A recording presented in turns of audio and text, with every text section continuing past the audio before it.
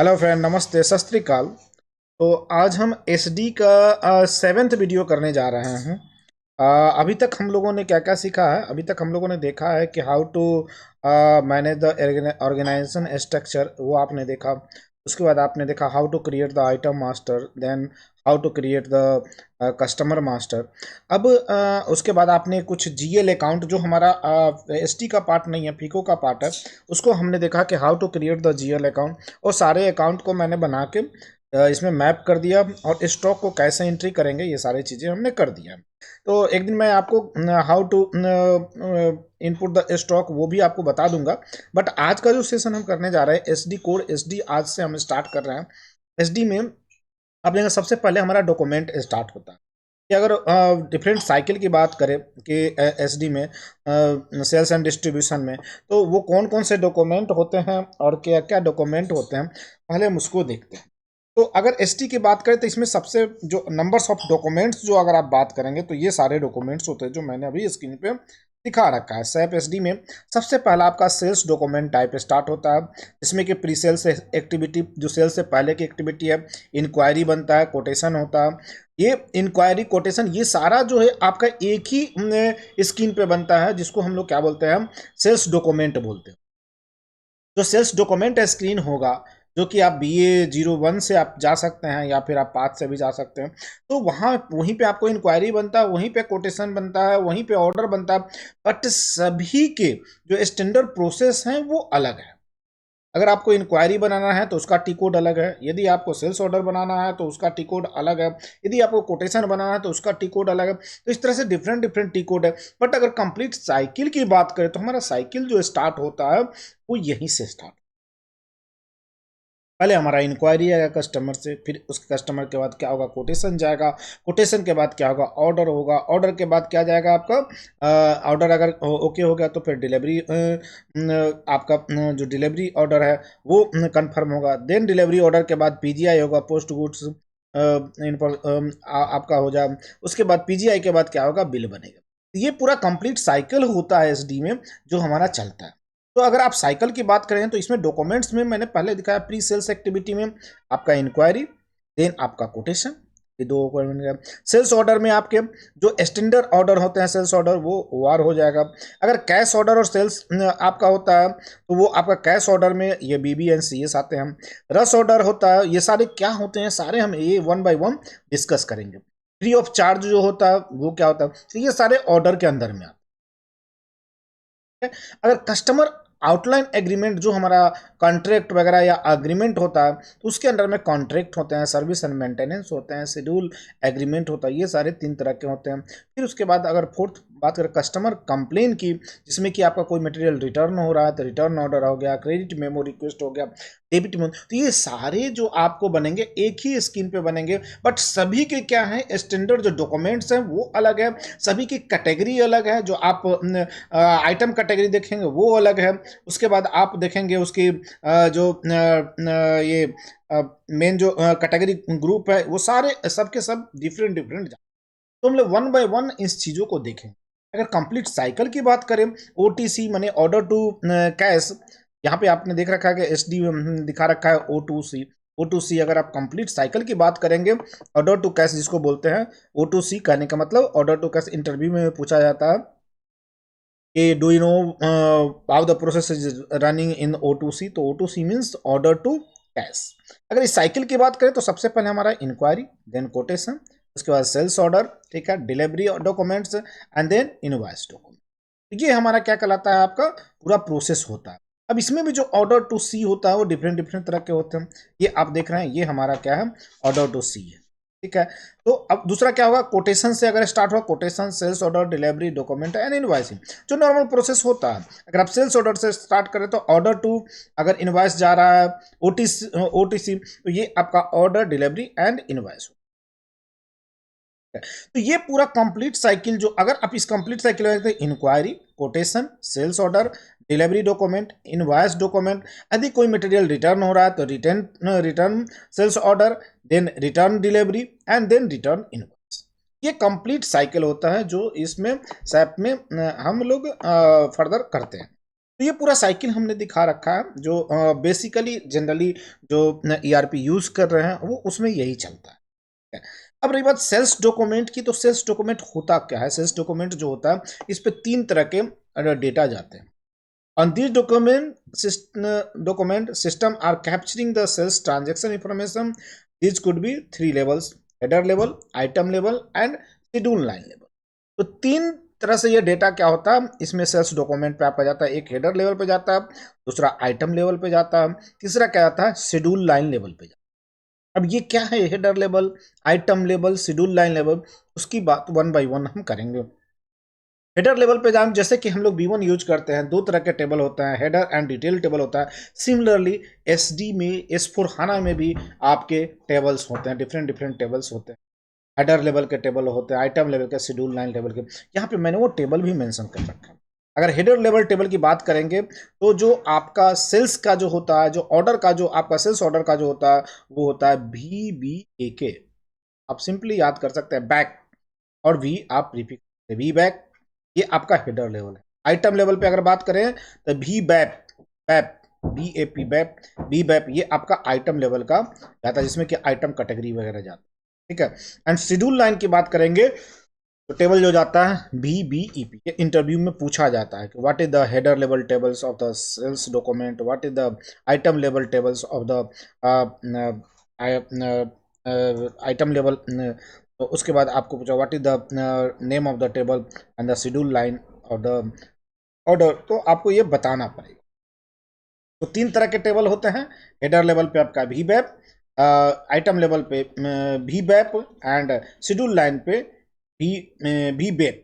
तो अगर आप इस तीनों में देखेंगे तो V एंड B तो कॉमन है, V एंड B कॉमन है, सिर्फ चेंज कहाँ रहा है, यहाँ पे आप देखेंगे तो ये लास्ट में K आ रहा है, A भी कॉमन है, यहाँ पे E हो गया जहाँ पे आपका शेड्यूल।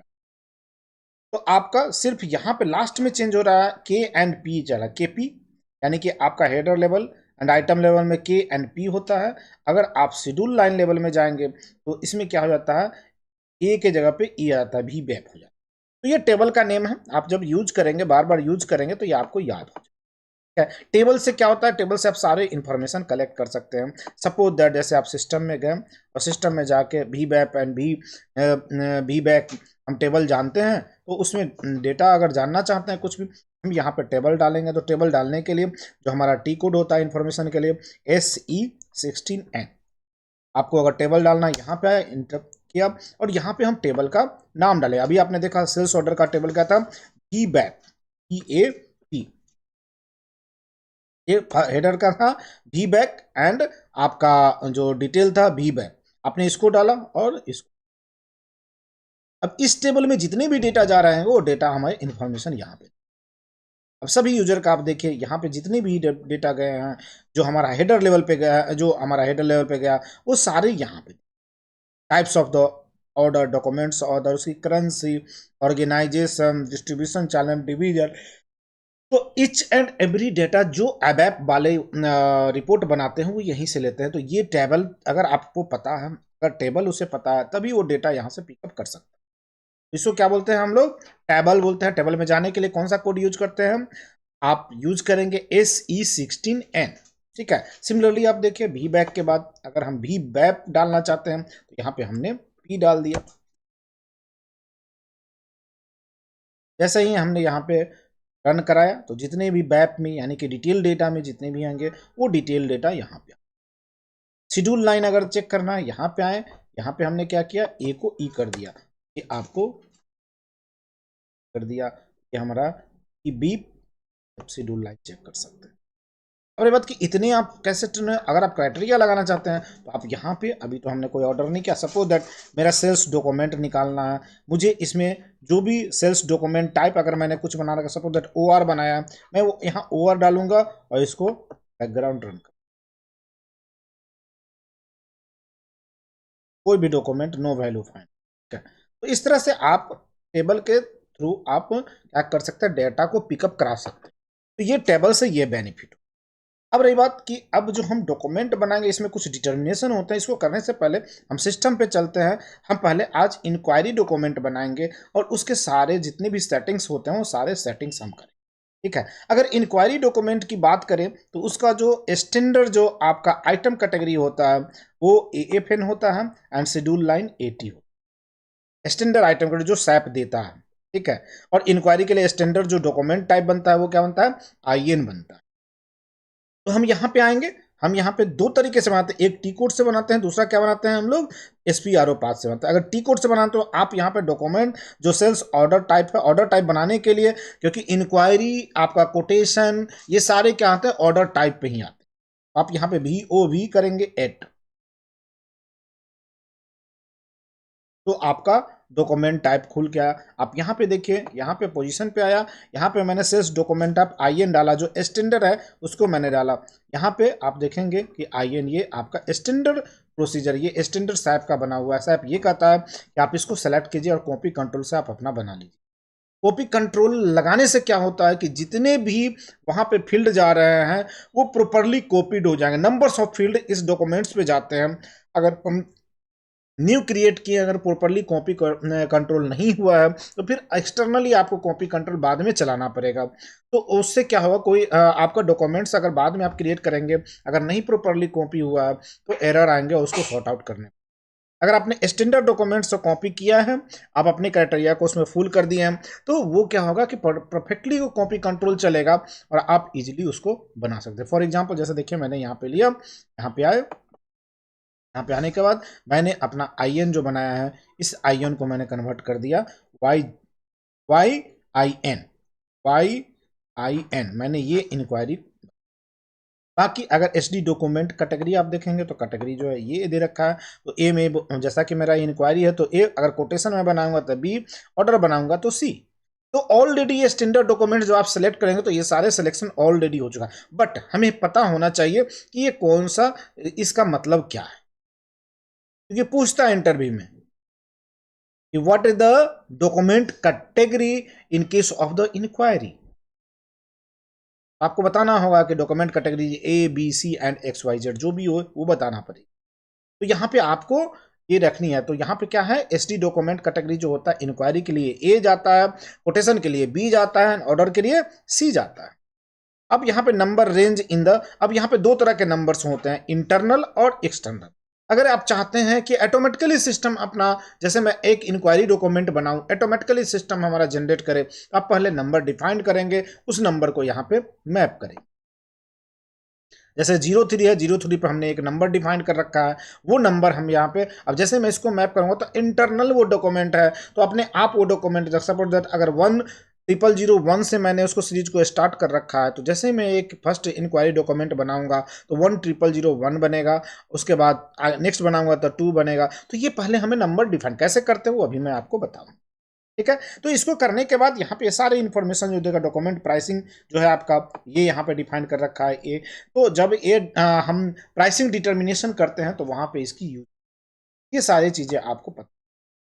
इसके बाद आप कुछ मत, उसके बाद आप इसको ऐड कर दीजिए। आप यहाँ पे क्लिक करेंगे, यहाँ पे आप आए, यहाँ पे क्लिक करेंगे और इसकी कंपेटेबिलिटी चेक कर लेंगे, ये ओके है, मतलब is this entry also relevant for the copy control, जो मैं अभी बातें बोल रहा था। अब ये क्या करेगा, जितने भी फील्ड इस पे जा रहे हैं सबको कॉपी करें। मैंने इसको यस किया, इसने क्या किया, सारा ये कॉपी करके हमें दे। अब मैं यहाँ पे आऊँगा, इसको सेव कर दूँ, तो हमारा डॉक्यूमेंट इंक्वायरी डॉक्यूमेंट क्या बन गया, YIN। ये हमने, ये सारा हमारा कॉपी कंट्रोल हो चुका है और हमने यहाँ पे इंक्वायरी डॉक्यूमेंट बना दिया YI। क्लियर। डॉक्यूमेंट बनाने के बाद अब मैं आपको SPRO पाथ बताता हूँ। अगर आप SPRO पाथ से जा रहे हैं तो आप यहाँ पे आएंगे। SPRO पाथ से जाने से ये बेनिफिट है कि सारे चीज आपको एक जगह पे मिल जाता है। यहाँ पे SPRO पाथ से आए, आपको कहाँ जाना है, सेल्स एंड डिस्ट्रीब्यूशन में गए। सेल्स और डिस्ट्रीब्यूशन में जाने के बाद इसके अंडर में देखिए ये सेल्स है, और जैसा कि मैंने बताया था आपको कि सेल्स डॉक्यूमेंट टाइप, यहाँ पे मैंने अभी हेडर आपको बताया था कि in the sales document type there are 3 types of the data, header level, उसके बाद item level and then schedule line level. तो यहाँ जब आप आएंगे तो यहाँ पे आप देखेंगे कि यहाँ पे सेल्स में जब आपने क्लिक किया तो सेल्स डॉक्यूमेंट, यहाँ पे अब आप सेल्स डॉक्यूमेंट में जाइए, इसमें आप देखेंगे सेल्स डॉक्यूमेंट पे गया तो यहाँ पे देखिए header level, item level and schedule line, 3 part में ऑलरेडी हमारा क्या है, ये डिवाइड है। अब यदि हमें डॉक्यूमेंट बनानी है, जो मैं अभी BOB8 से गया था डॉक्यूमेंट क्रिएट करने के लिए, सेल्स इंक्वायरी डॉक्यूमेंट, उसको अगर बनाए तो हमें इसमें जाना है, सेल्स डॉक्यूमेंट हेडर, और यहाँ पे डिफाइंड सेल्स डॉक्यूमेंट टाइप आपको दे रखा है। तो यहीं पे मैं गया था जिसका टी कोड मैंने BOB8 बोला था। अगर आप देखना चाहते हैं टी कोड तो यहाँ पे आइए, यहाँ पे क्लिक करेंगे तो ये BOB8 दिखा। तो आप या तो टी कोड से जा सकते हैं या फिर आप SPRO पाथ से जाए। अगर SPRO पाथ की बात करें तो क्या है SPRO path? Sales and distribution. Then आप उसमें जाएंगे सेल्स में, सेल्स के एंड डिस्ट्रीब्यूशन के अंदर सेल्स, सेल्स के अंदर में सेल्स डॉक्यूमेंट, सेल्स डॉक्यूमेंट के अंदर सेल्स डॉक्यूमेंट हेडर। क्लियर? इसके बाद अभी नंबर रेंज की हम लोग बात कर रहे थे, यहीं पे देखिए assign customer routine to sales document type, routines इसमें असाइन करने के लिए बोलता है कस्टमर का। तो इसको डॉक्यूमेंट ये रूटीन को असाइन करने की कोई जरूरत नहीं है, इसमें ऑलरेडी है। तो हमने कंट्रोल उससे मैप किया था, आपको याद होगा हमने क्या किया, स्टैंडर्ड डेटा से इसको कॉपी किया है, तो इसमें ऑलरेडी रूटीन्स हमारा मैप हो चुका है।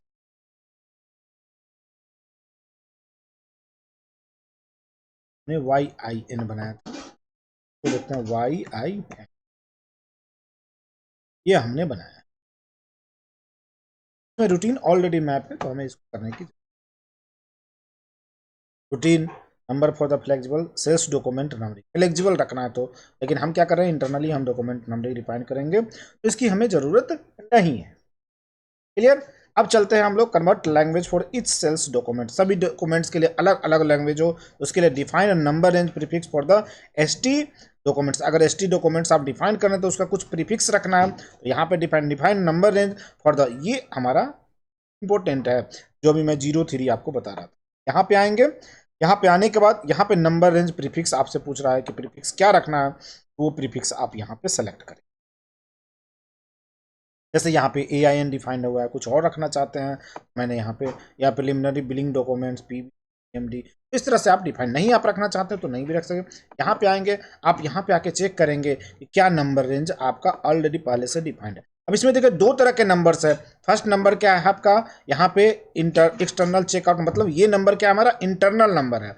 इंटरनल नंबर कहने का मतलब क्या है कि सिस्टम खुद हमारा नंबर जनरेट करेगा, फर्स्ट डॉक्यूमेंट ये देगा, उसके बाद फर्दर उससे आगे वाला, उसके बाद उसके आगे वाला, तो इस तरह से। तो हमें क्या करना पड़ेगा, डॉक्यूमेंट पे नंबर रेंज हमें मैप करना। जो अभी आपने देखा था 03, वो ये मैप था, ये वाली, और ये किसी और का बना हुआ, तो मैं इस नंबर को नहीं असाइन करके मैं कोई और नंबर इसको असाइन करूंगा, तो मुझे वो नंबर रेंज बनाना पड़ेगा। अब नंबर रेंज कैसे बनेगा, तो ये सारे जो नंबर है वो ओवरलैप नहीं होने चाहिए। उसको करने के लिए हमें क्या करना होगा, हमें सबसे पहले यहां पे आना है, सिस्टम हमें खुद देगा। हम इसमें आए, अब यहां पे ये देखिए, ये जो आपको नंबर दिख रहा है फ्री इंटरवल्स, सिस्टम खुद खुद सर्च करके आपको बताया कि फ्री इंटरवल्स क्या है। या फिर आप इसमें से जो नंबर बना हुआ है जो नहीं यूज हुआ है, आप उसको भी यूटिलाइज कर सकते हैं। अगर एक्सटर्नल नंबर होगा तो फिर आपको नंबर हर बार देना पड़ेगा डॉक्यूमेंट के लिए, वो ऑटोमेटिकली क्रिएट है। जैसे देखिए ये डॉक्यूमेंट नंबर, ये नंबर हमारा फ्री चल रहा है, इसको कोई नहीं यूज कर रहा है, और ये क्या है, इंटरनल नंबर है, अभी हम इसको यूज कर सकते हैं। तो इसको यूज करने के लिए हमें क्या डालना होगा, 25 यहाँ पे डॉक्यूमेंट पे जाके हम मैप कर देंगे इंटर। ये भी नंबर फ्री है 27, इसको भी हम मैप कर सकते हैं। तो मैं अभी 25 मैप कर रहा हूं। अगर आप बनाना चाहते हैं तो आप इस पर क्लिक कीजिए, इस पर क्लिक कर, ये फ्री नंबर्स आपको बता रहा है। इसमें से अगर कोई आपको रखना है तो आप यहां पे डिफाइन कर सकते हैं, बट इन दैट केस यहां पे जो आपने नंबर रेंज यहां पे डिफाइन कर रखा है वो नंबर रेंज नहीं होना चाहिए। अगर ये नंबर रेंज होगा तो फिर सिस्टम एक्सेप्ट नहीं करेगा, क्योंकि ऑलरेडी वो नंबर असाइन किया हुआ।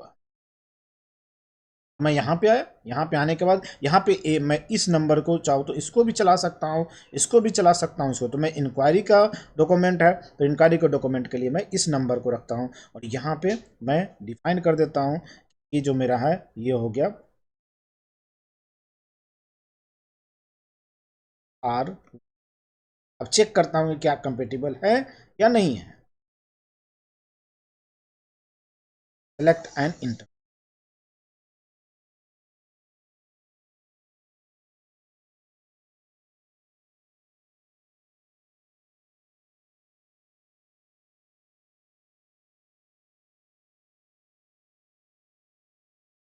यहाँ पे मैंने ऐड किया, यहाँ पे वो नंबर मुझे मिला था, उस नंबर को लूंगा यहाँ पे, ठीक है? ये नंबर आप भी कर लीजिए। इसको मैंने कॉपी किया, यहाँ पे आया, पेस्ट, यहाँ पे मैं इसका लास्ट कर दूंगा 008 3, ये मैंने कर दिया। यहाँ पे मैंने, तो इसको मैं चेक करता हूँ, ये हमारा कंप्लीट।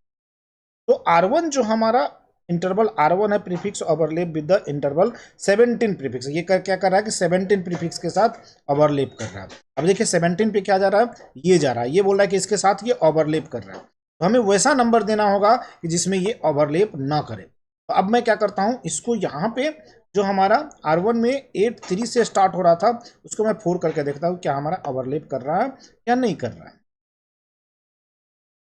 ये देखिए यहाँ पे 8 3 है, मैं यहाँ पे 8 3 के बजाय यहाँ पे 8 4 करके देख।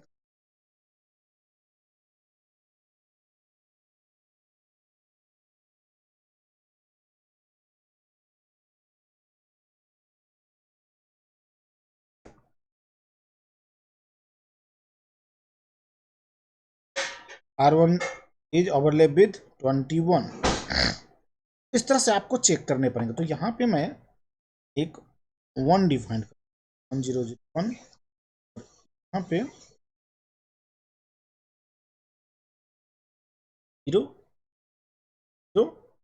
एंड 20 के बाद आपका 1 है, तो मैं यहाँ पे 19। अब चेक करता हूँ कि क्या ये है या नहीं। Also overlapping with 21। तो हमें क्या करना होगा, 21 पे ओवरलैप कर रहा है, तो इस तरह का नंबर डिफाइन करना पड़ेगा जो 21 पे ओवरलैप ना करे। क्लियर। अब इसको मैं चेक करता हूँ क्या कर रहा है, this one and 8 to 9।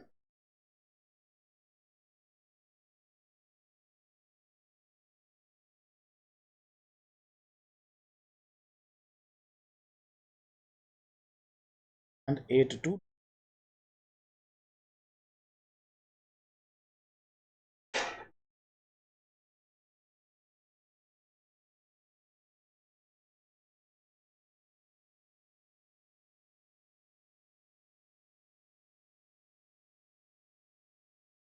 one to from this one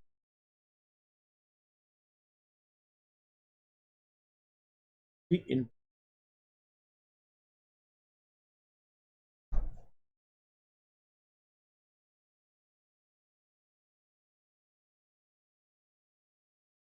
को डाल के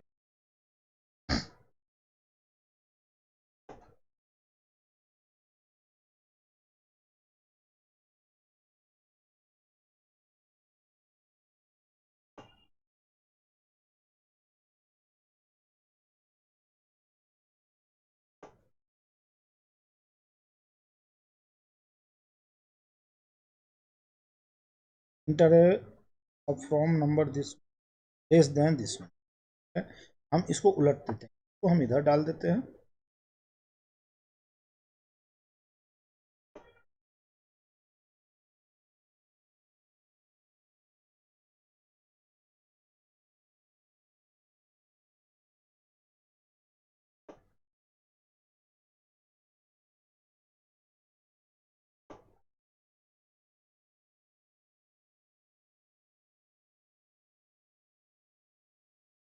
तो इस तरह से आपको नंबर्स चेक करने पड़ेंगे कि नंबर्स ओवरलैप।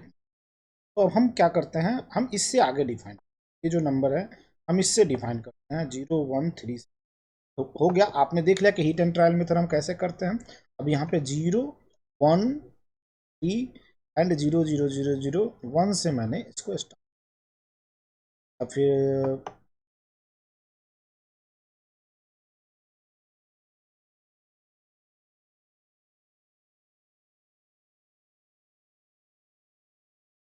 वन से स्टार्ट कराया, यहाँ पे मैं इसकी क्लोजिंग कर दूंगा, तो 1499999। तो अब देखते हैं ये नंबर ओवरलैप कर रहा है, ये आपका नंबर परफेक्ट। अब आप इसको ऐड कर दीजिए, आपका ये नंबर डिफाइन। तो इस तरह से आपको नंबर्स यहाँ पे डिफाइन, एक बार आपने नंबर R1 डिफाइन कर दिया, अब आपने जो ऑर्डर बनाया है उस पर जाके इसको आप मैप कर दिए। तो मैंने यहाँ पे डॉक्यूमेंट डिफाइन किया था YIN मैंने डॉक्यूमेंट डिफाइन किया था, यहाँ पे आया। और ये जो R1 मैंने अभी डॉक्यूमेंट इंटरनल डिफाइन किया था, मैं यहाँ पे 03 के जगह पर क्या कर दूंगा, R1 असाइन कर। अब मेरा डॉक्यूमेंट्स उसी डॉक्यूमेंट सीरीज के अंदर बनेगा। ठीक है, यहाँ पे मैंने सेव कर दिया, मेरा डॉक्यूमेंट टाइप बन गया, इसके नंबर से असाइन हो। तो हमने सबसे पहले क्या किया, डॉक्यूमेंट टाइप बनाया, फिर इसको क्या किया, नंबर रेंज डिफाइन करके असाइन कर दिया। अब बोला डिफाइन परचेज, ये परचेज का काम है हमारा, assign sales document type and sales organisation to the order reason no defined usage, ये assign sales area to the sales document type. अब आपको सेल्स एरिया असाइन करना सेल्स डॉक्यूमेंट टाइप। उससे पहले आपको यहाँ पे आपको रेफरेंस ऑर्गेनाइजेशन मैनेज करना है। आपको याद है हमारा जो सेल्स ऑर्गेनाइजेशन था वो AMB था, हमने AMB लिया। यहाँ पे रेफरेंस ऑर्गेनाइजेशन जो हो गया वो भी हमने AMB डाल दिया। ठीक है, इसको मैंने चेक किया, check the existing conversion for the distribution and division. Okay, अब मैंने इसको सेव। फर्स्ट जब आपका एरर एलो आएगा तो आप ये समझना कि ये एरर नहीं है, आप उसको इंटर करके कंटिन्यू कर जाओ। ये आपका, आपने रेफरेंस ऑर्गेनाइजेशन बना दिया। अब रेफरेंस डिस्ट्रीब्यूशन चैनल बनाना है। यहाँ पे कोई यूजर लॉगिन कर रखा है, अब इससे हमें लॉक कर रखा है डेटा को, तो हम लॉगिन नहीं कर सकते। तो इसको हमें लॉगिन करना, तो हम इसको कॉपी कर लेंगे, नो कर देंगे। उसके बाद हम एक अलग स्क्रीन ओपन करेंगे, तो क्लोज किया, यहाँ पे क्लिक करेंगे अलग स्क्रीन, और इसमें टी कोड यूज करेंगे SM12। SM12 में जाके जो यूजर लॉक कर रखा था उसके आईडी को हम यहाँ पे पेस्ट कर देंगे। पेस्ट करने के बाद हम इसको सर्च करेंगे। अब यहाँ पे देखिए ये डेटा हमारा इसने लॉक कर रखा है, लॉक, ये देखिए लॉक आर्गुमेंट ये दे रखा है। अब हम इसको डिलीट कर, यहाँ पे जैसे ही डिलीट करेंगे अब हमारा डेटा क्या हो गया, ओपन हो गया। यहाँ से आएंगे, यहाँ पे वहीं पे जाएंगे जहाँ SP और पाथ पे थे। अब यहाँ पे हमने इसको क्या, अब ये डिस्ट्रीब्यूशन चैनल वाले, इस पे हम आ गए। अब हमारा डिस्ट्रीब्यूशन चैनल क्या था, AM एंड AB था, तो मैंने AM डाला, ये था हमारा distribution reference distribution channel AB and AM, तो इसको मैंने AB डाल दिया। यहाँ पे AM मैंने इसको डिफाइन कर दिया। ठीक है, अब इसको मैंने चेक किया, आ गया। अब इसको मैंने सेव कर, तो अब हमारा क्या है, रेफरेंस डिस्ट्रीब्यूशन चैनल डिफाइन। अब हमने ऑर्गेनाइजेशन डिफाइन कर दिया, डिस्ट्रीब्यूशन चैनल डिफाइन कर दिया। अब हम क्या करेंगे, डिवीजन रेफरेंस डिवीजन डिफाइन। ठीक किया, अब यहाँ पे आएंगे सेल्स ऑर्गेनाइजेशन AMB। अब हम डिवीजन, तो हमारा डिवीजन A1 A2 था, हमने यहाँ पे A1 A2 डालना है, A1 यहाँ पे A2। तो जितने भी चीजें हमने डिफाइन किए थे सबका हमें रेफरेंस डॉक्यूमेंट यहाँ पे डिफाइन करनी है। मैंने ये डाला, अब इसको मैंने सेव कर दिया। हमारा क्या हो गया, reference division define. Reference division defined होने के बाद अब हम क्या करेंगे, अब हम असाइंस करेंगे सेल्स डॉक्यूमेंट टाइप को, करेंगे सेल्स एरिया के साथ। क्योंकि जब आप डॉक्यूमेंट ओपन करने जाएंगे, जो YIN हमने इंक्वायरी टाइप बनाया है, अगर वो सेल्स एरिया के साथ असाइन नहीं है तो डॉक्यूमेंट ओपन नहीं करने देगा, वो एरर देगा। तो उससे पहले हमें क्या करना पड़ेगा, यहाँ पे उसको असाइन करना पड़ेगा कि this document is applicable for this particular sales area. अगर आप नहीं असाइन करेंगे तो वो नहीं करेगा। आप यहाँ पे आएंगे, न्यू पे क्लिक करेंगे, न्यू पे क्लिक करने के बाद आप इंटर कर देंगे। यहाँ पे जो रेफरेंस सेल्स ऑर्गेनाइजेशन हमने बनाया था वो हमारा AMB था, इसको हमने सेलेक्ट किया। रेफरेंस डिवीजन हमारा AM था, देन डिवीजन A1, एंड यहाँ पे आप देखिए सेल्स डॉक्यूमेंट दे रखा है हमारा, सेल्स डॉक्यूमेंट टाइप जो हमने बनाया YI, इसको मैंने इसके साथ मैप। अगर ये मैपिंग नहीं है तो आप डॉक्यूमेंट ओपन नहीं कर पाएंगे। फिर मैंने AMB दिया, हमारा दूसरा जो था ये AM ही रहेगा। ठीक है, फिर उसके बाद डिवीजन क्या होगा, ये हमारा A2 हो जाएगा। मैंने डिवीजन चेंज कर दिए। ठीक है, एंड डॉक्यूमेंट टाइप, ताकि मैं किसी भी डिवीजन के साथ, किसी भी कॉम्बिनेशन के साथ मैं जब डॉक्यूमेंट ओपन करने जाऊं तो सिस्टम हमें एरर ना दे। जितने भी probability and permutation and combination है, वो सारे परमिटेशन एंड कॉम्बिनेशन लगा के यहाँ पे हम वैल्यू को निकाल के उसी हिसाब से हम यहाँ पे इनपुट।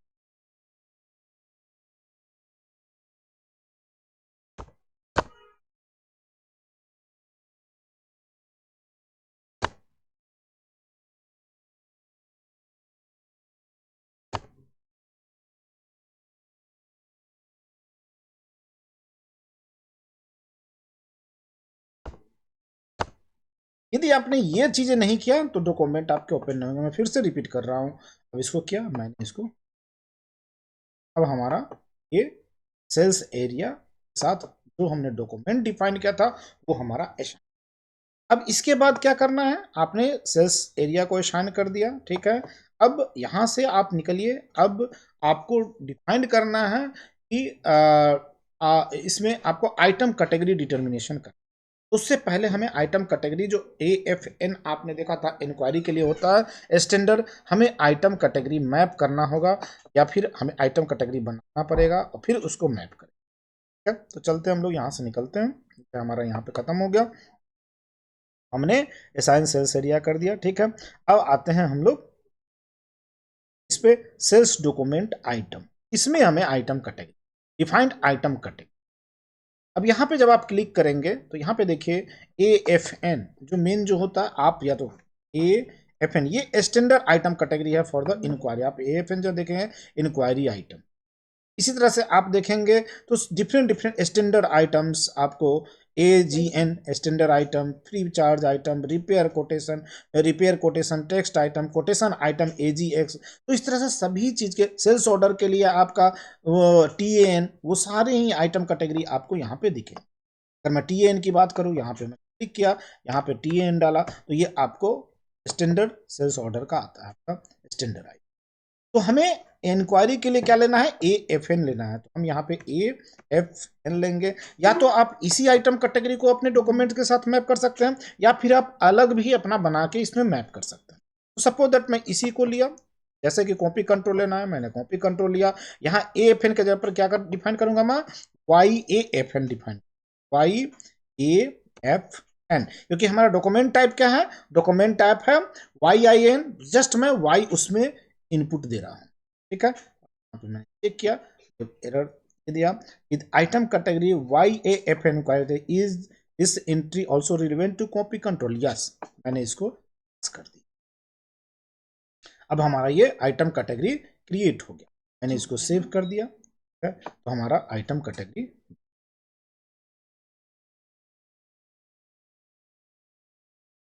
अब अभी आप देखेंगे डिफाइंड आइटम कैटेगरी ग्रुप। ये आइटम कैटेगरी ग्रुप आपको याद होगा जब मैंने आइटम बनाया था, जो स्टैंडर्ड नॉर्म्स होता है मैं नॉर्म्स लेके चला था, लेकिन अगर हम चाहें तो नॉर्म्स को भी चेंज कर सकते हैं, बट सारे आइटम पे जाके आपको उस कैटेगरी को वहां पे भी मैपिंग करनी पड़ेगी। तो अभी मैं नॉर्म्स ही रहने देता हूं, लेकिन आपको कैसे बनाना है ये मैं आपको बता देता हूं। सपोज दैट नॉर्म्स स्टैंडर्ड है, इससे मुझे कॉपी करके न्यू क्रिएट करनी है, मैंने नॉर्म्स लिया, ठीक है। ये हमारा स्टैंडर्ड है, इससे मैं अपना आइटम कैटेगरी ग्रुप बनाना चाहता हूँ, ठीक है। तो यहाँ पे आया, यहाँ पे कॉपी किया और इस नॉर्म को क्या कर दूंगा, नॉर्म जो है आपका वाई, जैसा कि आपको याद है मैंने वाई से सारे बना रखे हैं, मैं यहाँ पे Y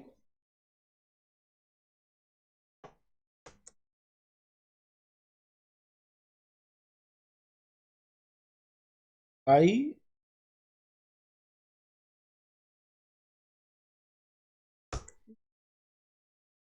Y O R M बना रहा हूँ, जो नॉर्म है उसको मैं यहाँ पे वाई ओ आर एम, ये चेक करता हूँ ये है या नहीं है। This one is already exist, Y O R M नहीं बनने देगा, तो हम इसको क्या बना सकते हैं, वाई ओ आर एम के जगह पे ए आर एम बना सकते हैं, क्योंकि ए अंबिका से ए ऑलरेडी है, तो ए आर एम हम क्रिएट कर सकते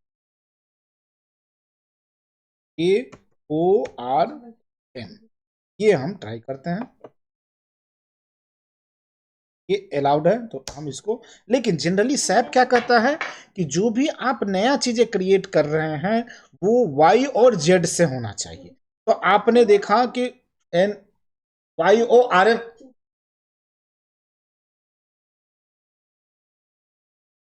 वाई ओ आर एम नहीं दे रहा तो ए ओ आर एम आप बना के इसको भी, लेकिन मैं अभी स्टैंडर्ड यूज करूंगा। ठीक है, यहाँ पे आया, इसको मैंने ऐड। अब इसके बाद अगर आपने ये बना लिया है तो डिफाइंड आइटम कैटेगरी यूसेज, ये सब numbers of assign item category ये आपको करनी है, जिसको बोलते हैं हम लोग। ये आप जब तक डिफाइन नहीं करेंगे तब तक आपका डॉक्यूमेंट्स नहीं आएगा यहाँ। ठीक है, आपने क्या बनाया था डॉक्यूमेंट्स, आप सर्च करके देखिए। आपने डॉक्यूमेंट बनाया YAN, अगर आप यहाँ पे सर्च करेंगे YAN आ रहा है। आपने आपका जो आइटम कैटेगरी है ये नॉर्म है, ऑलरेडी इस पे मैप है AFN। ठीक है, तो ये नॉर्म के अंदर में AFN आ गया। हमने क्या बना था, हमारा जो था AFN, ये इंक्वायरी के लिए। ठीक है, ये हमारा हमने बना था YFN बनाया था, YFN यहाँ पे नहीं है। तो हमें यहाँ पे डिफाइन करने पड़ेंगे कि YAFN हमने डिफाइन किया। हम यहाँ पे आएंगे, न्यू एंट्री पे जाएंगे। यहाँ पे आपका डॉक्यूमेंट टाइप क्या है, YIN, item category norm NORM। मैं जो स्टैंडर्ड आइटम पे डाल रखा हूँ वही लूंगा। अगर मैं दूसरा ले अभी जो नया बना है वो लूंगा तो फिर मुझे आइटम पे जाके मैं, अब आइटम कैटेगरी क्या है, तो आइटम कैटेगरी आपने देखा था, हमने डिफाइन किया था YAFN। ये हमारा, ये सारे मैं एक्सेल मेंटेन करूंगा ताकि हमें आगे भी याद रहे। इसको मैंने ओके किया। ये बोल रहा है कि एन एंट्री ऑलरेडी एग्जिस्ट, ये ऑलरेडी हमारा एग्जिस्ट है। तो हम चेक कर लेते हैं कि ये हमारा एंट्री अगर ऑलरेडी एग्जिस्ट है तो हमें बनाने की जरूरत ही नहीं है। ठीक है, तो हम यहां से निकलेंगे, यहां पे चेक करेंगे YIN, क्योंकि सिस्टम क्या करता है ऑटोमेटिकली सारे का बना देता है। उसके बाद NORM, देखिए आप यहाँ पे क्लिक कर दीजिए। यहाँ पे देखिए, यहाँ पे आपका क्या चाहिए, YAFN। नॉर्म के हमारे ये 3 ही बने हुए हैं, YAFN तो इसमें AFN है, हमने जो बनाया है YAFN बनाया, क्यों नहीं ले रहा था।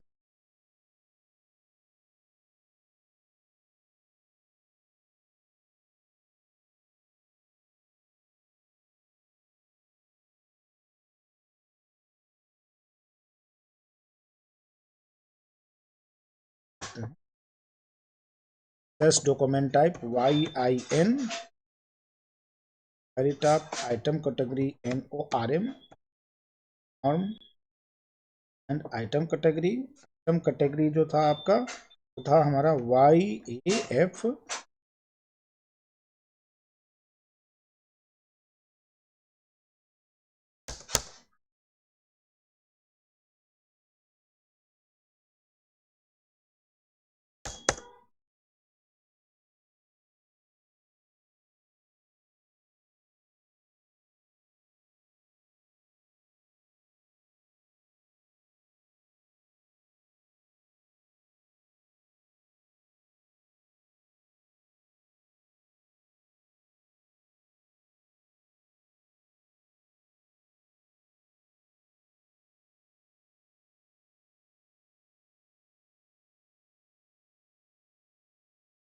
NORM नॉर्म के साथ ऑलरेडी है मैप, इसलिए रोक रहा।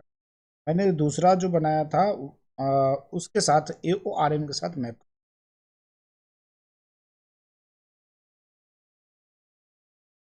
FN मैंने बनाया हम YAFN मैप कर दे के साथ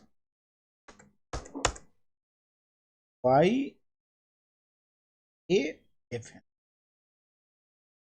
ये ऑलरेडी AFN सेम लेवल का ले रखा है, इसीलिए ये हाई लेवल आइटम कैटेगरी आप हमें इसमें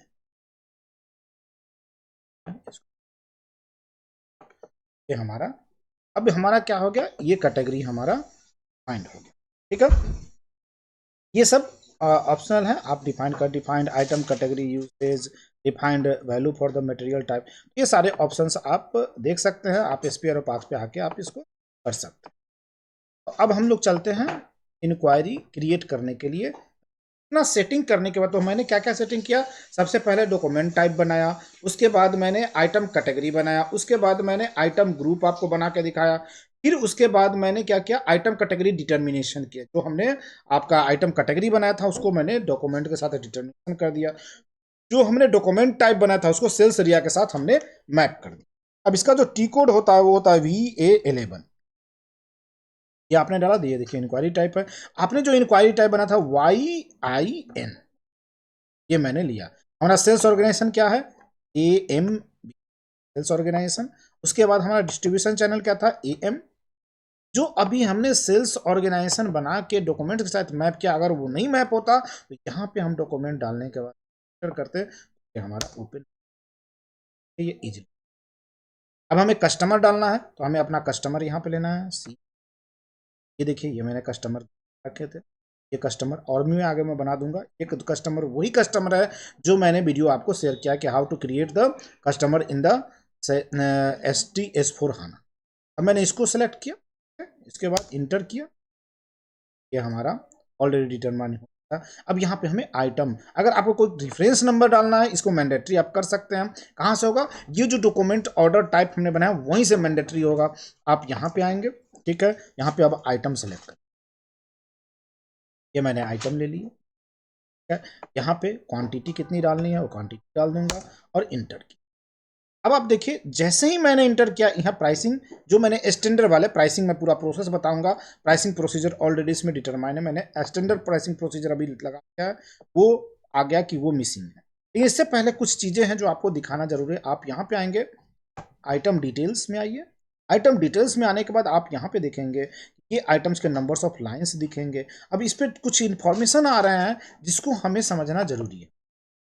अगर आप यहाँ पे देखें, जो मैंने अभी item category item group map किया, वो देखिए यहाँ पे ये कस्टमर इंफॉर्मेशन डेटा है, ये कैसे मेंटेन करते हैं मैं बता दूंगा। यहाँ पे मैं ये चीज़ें दिखाना चाहता हूँ। ये जो आप देख रहे हैं, जो आइटम कैटेगरी मैंने अभी मैप किया था, ये देखिए आइटम क्या है आपका, आइटम कैटेगरी AFN, ठीक है, यहाँ पे AFN। अगर आप इस पर क्लिक करेंगे,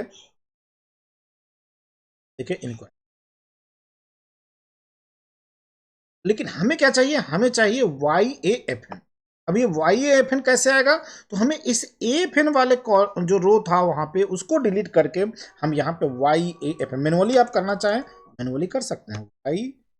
YAFN देखिए क्या कहता है सिस्टम। अगर मैंने मैनुअली इसको इंटर किया तो लेने देता है या नहीं। Item category YAFN not defined for the item this one, ये आइटम के लिए नहीं, आइटम कैटेगरी आइटम मास्टर पे जो जाता है वो नहीं डिफाइंड है, ठीक है, तो इसीलिए मना कर रहा है। तो हम इसको पहले मैप, अभी क्या है, अभी हम स्टैंडर्ड वाले से इसको चेक कर लेते हैं कि हमारा AFN पे डाला, मैंने इसको एंटर, जो ऑलरेडी वहां पे डिटरमाइन है। तो यहाँ पे कुछ नंबर, अब शेड्यूल लाइन आप इसका चेक करेंगे, जो शेड्यूल लाइन इसका 80 होता है वो भी मैं आपको चेक कराता हूँ। स्टैंडर्ड में जाता है तो वो भी आपको यहाँ पे प्लांट आपका आ रहा है। ये प्लांट भी डिटर्मिनेशन होता है, कैसे डिटर्मिनेशन होता है प्लांट का वो भी मैं आपको अभी बताऊंगा। तो हार्डली अब 10 मिनट का और सेशन होगा। तो अब इसमें देखेंगे तो मैंने अभी आपको बताया था कि 3 लेवल पे डेटा जाते हैं, हेडर, ठीक है, उसके बाद item level and schedule line level. तो यहाँ जो डेटा आप देख रहे हैं जो कस्टमर है, इस पर आप क्लिक करेंगे तो ये आपका हेडर लेवल डेटा ओपन, ये आपका हेडर लेवल, इसमें आपका सेल्स डिटेल जाता है, सेल्स डेटा डिटेल। यहाँ पे आपका ये देखिए डॉक्यूमेंट टाइप है, सेल्स एरिया है, सेल्स ऑफिस, सेल्स, इसमें जो भी आपके डेटा में ये सारी चीजें यहाँ पे। उसके बाद शिपिंग, शिपिंग डेटा होगा वो इसमें शिपिंग आता है। डेटा में अगर आप देखेंगे तो शिपिंग कंडीशन स्टैंडर्ड, स्टैंडर्ड दिखा, रिसीविंग पॉइंट, एवरी, ये सारे डिटेल्स इस पे। बिलिंग डॉक्यूमेंट में आएंगे, यहाँ पे आपको दिखाएगा, यहाँ पे पूछ रहा है कि टर्म जो आपका जो फ्रेट जाएगा वो क्या जाएगा, तो ये मैंने ऑलरेडी सिस्टम पे मैप कर रखा है, अदरवाइज आपको मैनुअल इसमें डालने पर, ठीक है। अब आप अकाउंटिंग पे आएंगे तो डोमेस्टिक रेवेन्यू का पार्ट है ये। कंडीशंस में आएंगे तो यहाँ पे आपका प्राइसिंग है, जो बार बार एरर दे रहा है PR। अगर मैं यहाँ पे PR 00 यहाँ पे डाला और मैं यहाँ पे डाल देता हूँ कि आइटम का प्राइस 1000 है, तो उसी हिसाब से ये क्या कर लेगा, adjust. PR 0 not allowed as header condition,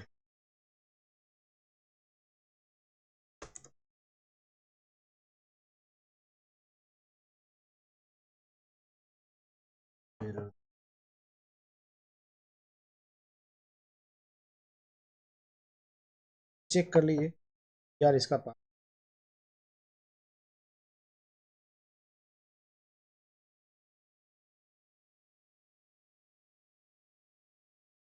अगर आपको देखना है यहाँ पे आप कंडीशन रिकॉर्ड चेक कीजिए क्या कंडीशन।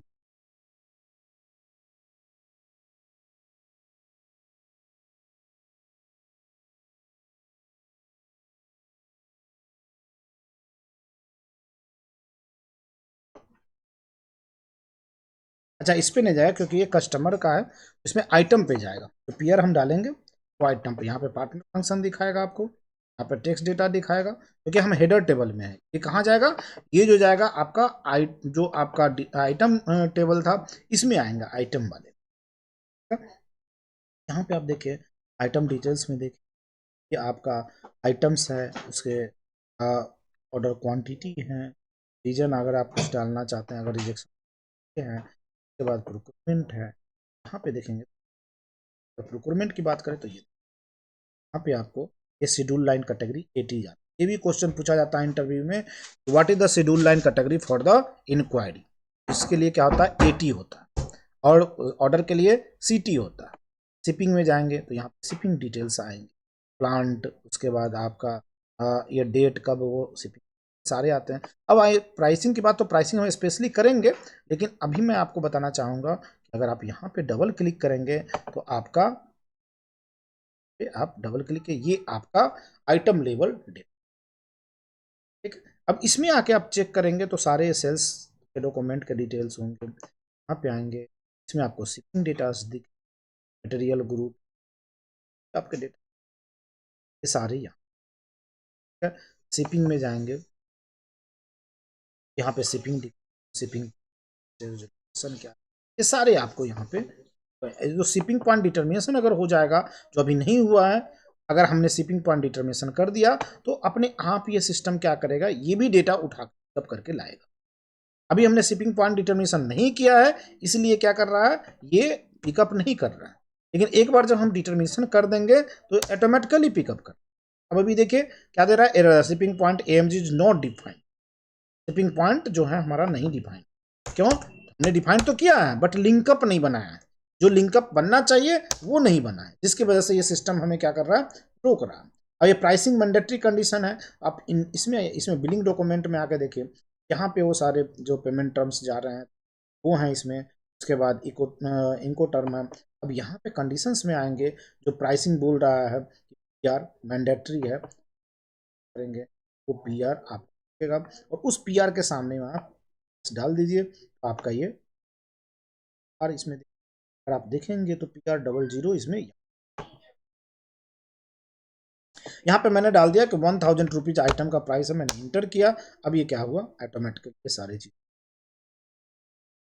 अब यहाँ पे कैश डिस्काउंट है आपका, कुछ कैश डिस्काउंट आप दे रहे हैं तो उसको डिफाइंड करें, जो भी आप कैश डिस्काउंट दे रहे हैं वो यहाँ पे डिफाइंड करेंगे, ठीक है। तो ऑटोमेटिकली डिस्काउंट भी कंसीडर, ये प्राइसिंग पे हम एक स्पेशल सेशन करेंगे, अभी तो हम लोग इसको देख रहे हैं, ठीक है। अब इसको अकाउंटिंग असाइनमेंट वगैरह आप चेक करें तो ये सारे आपके शेड्यूल लाइन डेटा यहाँ पे, तो मैंने बताया था कि 3 तरह के डेटा जाते हैं, header level, item level and schedule line level. तो ये देखिए शेड्यूल लाइन पे यहाँ पे डेटा, ठीक है, ये हमारा पार्टनर। अब मैं इस डॉक्यूमेंट को ऐड करूंगा तो हमारा क्या हो जाएगा, इंक्वायरी क्रिएट हो जाएगा। तो बैक पे आया, अब हमारा ये हेडर लेवल, डॉक्यूमेंट लेवल, ठीक है, ये सारे ओके हो गए। अब मैं यहाँ पे क्रिएट करूंगा, ऐड किया तो हमारा इंक्वायरी क्रिएट हो गया। ये हमारा इंक्वायरी क्रिएट हुआ, जो मैंने डॉक्यूमेंट्स डिफाइंड करके मैप किया था, इसमें R1 आपको याद होगा मैंने 14001 से किया था, ये हमारा इंक्वायरी क्रिएट हो गया, ठीक है। तो इस तरह से हम लोग क्या करते हैं, सिस्टम में इंक्वायरी क्रिएट करते हैं। तो आज के सेशन में हमने देखा कि कैसे इंक्वायरी क्रिएट करते हैं, सेल्स ऑर्डर जो है, जो SD सेल्स एंड डिस्ट्रीब्यूशन में आप इंक्वायरी कैसे क्रिएट। अगर आपको इंक्वायरी देखनी है तो देखिए, इसमें मैंने अभी बताया कि क्रिएट करने के लिए V11, उसको मॉडिफाई करने के लिए V12, जैसे आप V12 करेंगे सेम आ गया, आपने एंटर किया। इसमें अगर आप कुछ चेंज करना चाहते हैं तो चेंज कर सकते हैं। अगर आपको ओनली व्यू करना है, देखना है, तो आप यहाँ पे इसके लिए टी कोड करें V13, 11, 12 एंड 13। 11 क्रिएट करने के लिए, 12 एडिट करने के लिए एंड 30 डिस्प्ले करने के लिए। आप इस पर क्लिक करेंगे तो जो भी डेटा आपने इंटर किया वो उसको। तो ये था आज का सेशन, पूरा सेशन। तो हमने शुरू किया है एसडी पे वीडियो बनाना, एसडी S4 हाना पे वीडियो बनाना। तो आप सभी से रिक्वेस्ट है कि आप चैनल को अगर कंटिन्यू देखते हैं तो ज़्यादा से ज़्यादा लाइक कीजिए, शेयर कीजिए और कमेंट जरूर कीजिए कि कुछ कमी अगर रह गया हो या फिर अच्छा लग रहा है वीडियो, आपके यूजफुल है, तो आप कमेंट करें ताकि और मोटिवेशन मिले और मैं ज़्यादा से ज़्यादा वीडियो बनाऊँ। गेप हो जाता है क्योंकि ऑलरेडी मैं वर्किंग हूँ, तो आप लोगों को पता है, जिस वजह से जब टाइम मिलता है तो बनाता हूँ वीडियो। तो बट ये है कि जो भी वीडियो बनेगा आपके लिए बहुत ज़्यादा हेल्पफुल, मैं सीक्वेंस में बना रहा हूँ, जैसे जैसे जो भी रिक्वायरमेंट होगी वो मैं एक एक करके बनाता जाऊँ। तो आज का जो इम्पोर्टेंट पार्ट है उसको जरूर ध्यान देना। इम्पोर्टेंट है how to determine the document item category determination, जो हमने किया। What are the factor for the item category determination? तो there are 4 factor for the item category determination. First one is sales document type, second one is item group, third one is item category, ठीक है, default item category, and fourth one is manual item category. तो ये चार तरह के, चार चीजें उसमें मैप करते हैं। एंड हाई लेवल और वो जो टैक्स है वो तो बात की बातें हैं। तो आइटम कैटेगरी के ये डिटर्मिनेशन है। फिर मैंने आपको बताया कि कैसे आप डॉक्यूमेंट बनाएंगे तो सेल्स एरिया को इनटैग करेंगे, उसके साथ कैसे लिंकअप बनाएंगे, रेफरेंस वगैरह बना के। अब इसी तरह से जितने भी ऑर्डर डॉक्यूमेंट्स बनेंगे, चाहे वो इंक्वायरी हो, कोटेशन हो, सेल्स ऑर्डर हो, क्रेडिट मेमो हो, डेबिट मेमो हो, जो सब ऑर्डर टाइप्स हैं सभी के सेम ही प्रोसेस होने हैं। बट चेंज क्या होगा? आइटम कैटेगरी चेंज हो जाएगा। जैसे यहाँ पे एएफएन था, वहां पे कुछ और हो जाएगा, टीएन हो जाएगा सेल्स ऑर्डर में, तो वो चेंज होगा, बाकी प्रोसेस जो होगा सेम ही होगा। ठीक है, तो आज के लिए इतना ही। और आप लोग ज़्यादा से ज़्यादा लाइक कीजिए, शेयर कीजिए। और यदि आपको सैप बिजनेस वन लर्न करना है, सीखना है, तो हमारे पास कंपाइल वीडियो है 45 सेशंस के। तो अगर आप सीखना चाहते हैं तो आप मुझे कांटेक्ट कीजिए, आपको सेपरेटली शेयर किया जाएगा और उसके माइनर जो चार्जेज हैं वो आपको चार्ज पे करने पड़ेंगे। आपके ईमेल आईडी पे उसका नोटिफिकेशन चला जाएगा और उस वीडियो के थ्रू आप उसको लर्न कर सकते हैं। तो खुश रहिए, एंजॉय कीजिए लाइफ में। और जितने भी आपको चीज़ें सीखने हैं, मेरे चैनल से जो भी हेल्प मिल रहा है आप लीजिए और ज़्यादा से ज़्यादा अपने आप को upgrade. Okay, thank you, have a nice, bye, good night.